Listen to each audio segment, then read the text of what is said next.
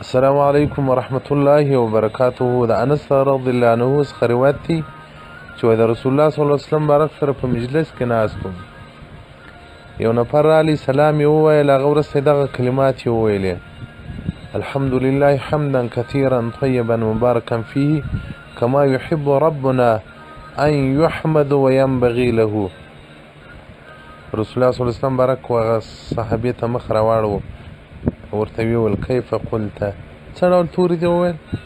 صحابي بیا ورته مقرر کړل. رسول الله صلی الله علیه وسلم بارک څه ورته وایي؟ والذي نفسي بيده، زما دې قسم په هغه ذات سره وي چې د محمد صلی الله علیه و آله وصحبه وسلم روح د ده په قبضه کې دی.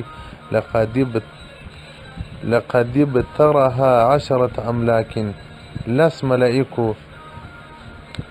کوشش وکړي چې د دې ثواب ولیکي، ثواب یې نه سوی لیکلی، لکثرت ثوابها، دغه دومره ثواب یې و چې 10 ملائکو نه سوی لیکلی. ملایکې هغه کار کولی شي چې یوه ملکه د ټولو انسانانو په سر کار کولی شي، نو د دغه کلماتو ثواب دې ملایکو نه سوی لیکلی چې هغه ټولې ملایکې کلهم حریص، ټولې پر دې باندې ډېر کوشش کوه علی ان یکتبها چې ویې لیکي، نو دې نه سوی لیکلی. حتی رفعوه الى ذي العزة، بیا د الله جل جلاله حضور ته تشریف راوړئ چې یا ربه دا خو داسې کلمات یې د دې سړي تر خوله راوتلي دي، موږ یې نسو لیکلی. الله جل جلاله څه ورته وایي؟ فقال اکتبوها کما قال عبدي وعلي جزاؤه بها.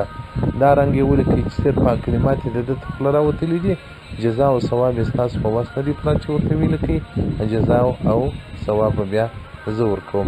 نو محترمینو، دغه کلمات یې که همیشه نو سوالې راځي په ژوند کې ووایو، باید په ورځ کې ووایو.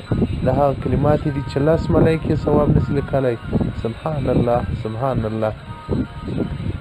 چې یو سړی 24 ګنټې متصل ږغېږي، یوه خبره د ملایکو څخه نه پاتېږي لیکي او نه په ستړي کېږي نه ځینې ورکېږي، ولیکن د دغو کلماتو ثواب ملایکې نسي لیکلی.